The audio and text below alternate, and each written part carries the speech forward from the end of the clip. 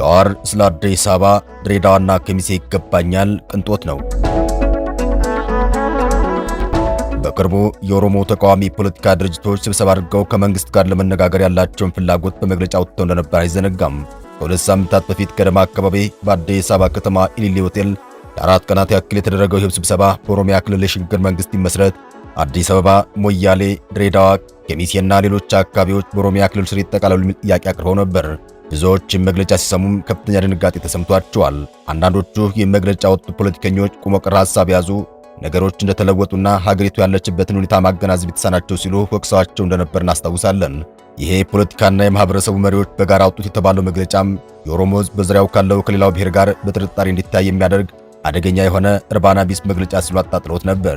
የኦሮሚያ ክልል መንግስትም ይህን መግለጫ ኮንኖ ክልሉን የቀውስ ቀጠና የማድረግ ሐሳብ ድርጊት ሲል አውግዞት ነበር። የኦሮሞ ፖለቲከኞችን አካሄድ በጥርጣሬ የሚመለከቱት ደግሞ የአንዳንድ የኦሮሞ ፖለቲከኞች ፍላጎት ይኸው ነው፣ የራሳቸውን ሀገር ለመፍጠር እንጂ ከሌላ ኢትዮጵያዊ ጋር ሆነው ኦሮሞ ክልሎች ጋር ተባብሮ በመሰረታት ሀገር ውስጥ መቀጠል አይፈልጉም ሲሉ ሲናገሩ ተደምጠዋል። በትናንትናው ዕለት ከጋዜጠኛ ሞገስ ዘውዱ ጋር ቆይታ ያደረገው ጃዋር መሐመድም ይህን ጥያቄ አቅርቦለት ነበር። ምክንያቱም ይህን መግለጫ ካወጡ የፖለቲካ ፓርቲዎች መካከል ጃዋር በመሪነት የሚሳተፍበት ኦፌኮ አንደኛው እንደነበር እናስታውሳለን። እናም ጃዋር ለዚህ መግለጫ ምላሽ ሰጥቷል። በተለይ ደግሞ እንደ አዲስ አበባ፣ ሞያሌ፣ ድሬዳዋና ከሚሴ እንዲሁም ለኦሮሚያ ክልል ይገባሉ ስለተባሉት ቦታዎች ጃዋር የራሱን አስተያየት ሰጥቶበታል። ጃዋር በትግራይ ስለተፈጠረው ውጥረትም የራሱን አስተያየት ሰጥቷል። እንመለከተዋለን።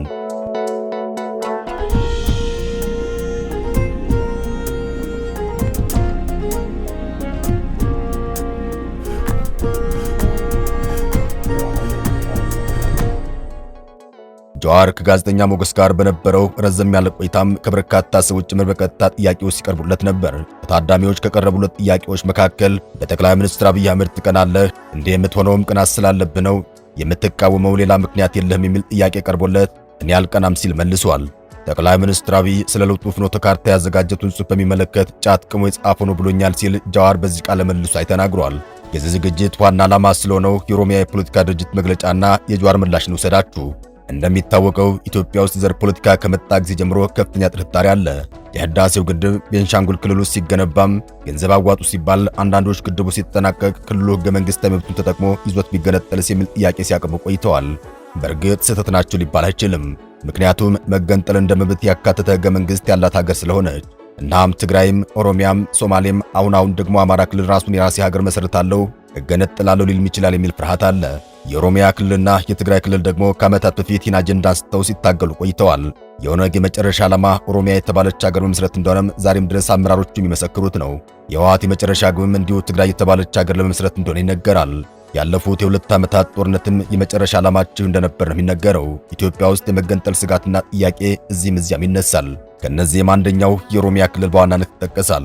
የኦሮሚያ ክልል የፖለቲካ ፓርቲዎች ከሌሎች አካላት ጋር ተጣምረው አዲስ አበባ ላይ ውይይት ካካሄዱ በኋላ ባወጡት መግለጫቸው የተካተቱት ነጥቦችን ስጋት በብዙዎች ዘንድ ያናሩ ነበሩ።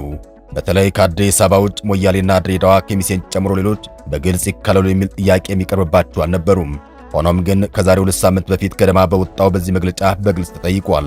ከዚህ ጋር ተያይዞ ለጃዋር የቀረበው ጥያቄ በመግለጫው ትስማማለህ ወይ ከማለት ባለፈ አንተ እንዲህ አይነቱን የማንነት ወይም የወሰን ጥያቄ እንዴት ታየዋለህ? አንተስ አቋምህ እንዲህ ነው ወይ የሚል ነበር። አዲስ አበባ የኦሮሚያ ትሁን፣ ድሬዳዋ የኦሮሚያ ትሁን፣ ሞያሌና የኦሮሚያ ብሔረሰብ ልዩ ዞን ይጠቃለል የሚለውን አንተስ ታምንበታለህ የሚል ጥያቄ ነበር የጠየቀው። ጃዋር ለዚህ ጥያቄ ቀጥተኛ ምላሽ አልሰጠም። እነዚህ በተለይ ድሬዳዋን ጨምሮ ከሶማሊያ ክልል ጋር በሚያዋስኑ አካባቢዎች ያለው የወሰን ችግር በህወሓት የተቀበረ ፈንጅ ነው ብሏል። አዲስ አበባም ቢሆን በተመሳሳይ ነው ሲል ተደምጧል። እነዚህ ህዝብን ሲያጋጭ መኖር በሚፈልጉ ኃይሎች የተቀበሩና ጊዜ እየጠበቁ የሚፈነዱ ፈንጂዎች ናቸው ያለው ጃዋር አሁን የእነዚህን ቦታዎች ይገባኛል ጥያቄ ማንሳት ግን ቅንጦት ነው ሲል ተደምጧል። ጃዋር ጥያቄው ትክክል ነው አይደለም የሚለውን በቀጥታ ከመመለስ ይልቅ እንዲህ አይነት ጥያቄ ጊዜው አሁን አይደለም፣ እናም አሁን ላይ እነዚህን ጥያቄዎች ማንሳት ጥቅም የለውም የሚል ምላሽ ሰጥቷል። ነገር ግን እነዚህ ጥያቄዎች የኦሮሞ ፖለቲከኞች መጠየቅ አሊያም አጀንዳ ማድረግ የጀመሩት አሁን እንዳልሆነ ተናግሯል። እነዚህ ጥያቄዎች የቆዩ ስለመሆናቸውና አሁን እንደ አዲስ ሊወራባቸው የማይገቡ ስለመሆናቸው ተናግሯል። እነዚህን ተግባራዊ ለማድረግ ወቅቱ አሁን አይደለም፣ አሁን እንዲህ አይነት ጥያቄ አንስቶ ድሬዳዋ ወደ ኦሮሚያ ይካለልልኝ ማለት የቅንጦት ጥያቄ ነው ሲል መልሷል። ይህም መግለጫ ያወጡት ጃዋር በአመራርነት የሚሳተፍበት የኦሮሞ ፌዴራሊስት ኮንግረስ ኦፌኮ፣ የኦሮሞ ነጻነት ግንባር ኦነግ፣ የኦሮሞ ማህበረሰብ ድርጅት፣ የሃይማኖት አባቶችና ታዋቂ ግለሰቦች ናቸው። ተካሂዷል የተባለው ኮንፈረንስ የኦሮሞ የፖለቲካ ኃይሎች ወደ አንድ ኃይል ማምጣት ለዘላቂ ሰላም መስመር ለማበጀት ለፍትህና የኦሮሞ ህዝቦች የራሳቸውን ጉዳይ በራሳቸው የሚወስኑበት ዕድል ለመፍጠር ያለመ ስለመሆኑ ጭምር ተናግረው እንደነበር ይታወሳል። ጀዋር እነዚህ ጥያቄዎች የሚፈቱት በሀገሪቱ ተረጋጋ የፖለቲካ ምህዳር ሲኖር ከሌሎች ጋር በመነጋገርና በመወያየት ነው ሲል ተደምጧል።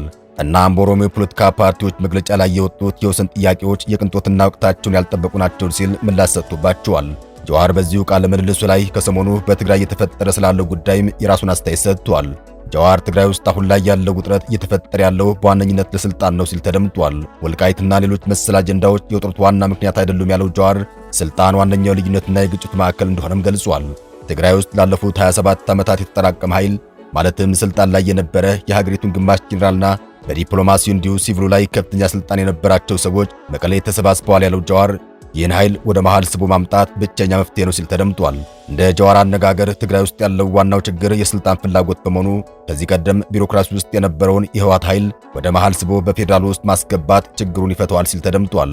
ጀዋር ይህ ጉዳይ በመዘግየቱ ምክንያት አሁን ላይ ግን ችግሩን ማስቀረት ሊከብድ እንደሚችል ገልጿል። አሁን ወደ ቃታ መሳሳብ ስለገቡ ለእርምጃ የረፈደ ይመስለኛል ሲል አስተያየትን ሰጥቶበታል። ይህን ጉዳይ አዲስ አበባ ውስጥ የሚገኙ ጌታቸው ረዳ የተናገሩት ሲሆን ማህተሙንና ቢሮ ቁልፉን በኃይል ከነጠቁ በኋላ ስልጣኔን አጽድቁልኝ ብለው አዲስ አበባ ይመጣሉ ሲል ተናግሯል። አቶ ጌታቸው ዛሬ በሸራተን በሰጡት መግለጫ ላይ ችግር ፈጣሪ ሽፍቶች ከሰዓት በኋላ አዲስ አበባ መጥተው ማህተም ቀምተውና የመንግስትነት ዕውቅና ይሰጠን ቢሉ እንዳትገረሙ ሲሉ ተደምጠዋል። ይህም የዚህ ግጭት ዋና ፍላጎት ስልጣን ነው የሚለውን አስተያየት የሚያጸና ይሆናል። ጀዋር ትግራይ ውስጥ በርካታ ኃይል መከማቸቱ የክልሉ ፖለቲካ እንዲጋሽብ አድርጎታል ይላል። ህወሓት ስልጣን ላይ በነበረበት ሰዓት የኢትዮጵያ መከላከያ ሲመሩ የነበሩ ጀነራሎች አሁን ትግራይ ውስጥ አሉ ያለው ጀዋር እነዚህ ጀነራሎች በኢትዮጵያ ውስጥ ካሉ ጀነራሎች ግማሽ የሚይዙ ናቸው ሲል ተደምጧል። እነዚህ ጀነራሎች አሁን ላይ ካለ ስራ መቀመጣቸው ለሌላ ጉዳይ ያነሳሳቸዋል ነው የሚለው። ከጀነራሎቹ በተጨማሪ ከፌዴራል መንግስቱ የተባረሩ ወይም ሰግተው መቀሌ የከተቱ ከፍተኛ የመንግስት ባለስልጣናት የነበሩ ሰዎች አሉ። እነዚህ ስልጣን ይፈልጋሉ፣ መፍትሄው እነሱን ከመቀሌ ወደ መሃል ሀገር ማምጣት ነው ሲል ተደምጧል። እንደሚታወቀው የፌዴራሉ መንግስት በራሱ የሾማቸው አንዳንድ የትግራይ ተወላጅ ባለስልጣናት ቢኖሩም በፓርላማ ውስጥ አንድ የትግራይ ፖለቲካ ተወካይ የለም። ይህም የሆነው ህወሓት ራሱን ምርጫ በማካሄዱ ነበር። ጀዋር በዚህ ቃለ ምልልሱ የትግራይ ውጥረት ትግራይ ላይ ብቻ አይቀርም ሲል አስጠንቅቋል። ጸቡ በደብረ ጽዮንና በጌታቸው ብቻ የሚቆም ሳይሆን መላ ሀገሪቱን ጣጣ ውስጥ ሊከት የሚችልበት እድሉም ሰፊ ነው ሲል ተደምጧል። ጀዋር ለዚህ ሁሉ አንደኛው ችግር ሲል የጠቀሰው በሰሜን 2 ዓመታት ጦርነት የተሳተፉ ሁሉም ኃይሎች በፕሪቶሪያው ስምምነት ባለመሳተፋቸው ምክንያት ነው ሲል ተደምጧል። ለምሳሌ ሲያስረዳም አንተና እኔ ጸብ ውስጥ ብንገባና የኔና ያንተ የሰፈር ጓደኞች ለሁለት ተካፍለው ከኔና ካንተ ጋር ቢደባደቡ ከዚያ እኔና አንተ እነሱን ትተን ብንታረቅ ጓደኞቻችን ወደ ራሳችን ይዞሩብናል ሲል አስረድቷል። እናም ጀዋር የመቀሌ ውጥረት ድንገት የተፈጠረ ሳይሆን ቀደም ብሎ እንደሚመጣ የሚታይ ችግር ነበር ሲል ተደምጧል። በዚህ የትግራይ ውጥረት ጠቅላይ ሚኒስትሩ ምን ድርሻ አላቸው በሚል ጥያቄ ቀርቦለት የነበረው ጀዋር ይህን ችግር ሊፈቱ የሚችሉት ጠቅላይ ሚኒስትሩ ናቸው፣ ምክንያቱም የሀገሩ መሪ እሳቸው ናቸው የሚል ምላሽ ሰጥቷል። ጀዋር ከወር በፊት የኢትዮጵያና የኤርትራ ውጥረት ወደ ግጭት ሊያመራ ይችላል የሚል ሐሳብ ሰንዝሮ እንደነበር አስታውሶ አሁን ጉዳዩ ወደዚያ እያመራ ነው ሲል ተደምጧል። የትግራይ ጉዳይ እነ ደብረ ጽዮን ከኤርትራ ሰዎች ጋር ተጣምረው የፈጠሩት ነው የሚሉ አሉ። በተለይ የነ ደብረ ጽዮን ቡድን ጀነራሎችና የኤርትራ ጀነራሎች ድንበር አካባቢ ይገናኛሉ መባሉ ሁኔታውን በቀላሉ እንዳይታይ አድርገዋል። ጌታቸው ረዳ እንዳሉት የኢትዮጵያ ጦር በትግራይ ውስጥ የለም፣ ከኤርትራ ጋር የሚዋሰኑ ድንበሮችም ክፍት ናቸው፣ ብዙዎች ይህ አደጋ ሊያመጣ ይችላል ብለዋል። ጌታቸው እስካሁን ድረስ የፌዴራሉ መንግስት ጣልቃ እንዲገባ እንደጋበዙ አስታውቀዋል። እነ ደብረ ጽዮን አሁን መቀሌን ለመቆጣጠር የተለያዩ እንቅስቃሴዎችን እያደረጉ ይገኛል። ሰላም ለሀገራችን። አበቃን። መልካም ጊዜ ተመኘን።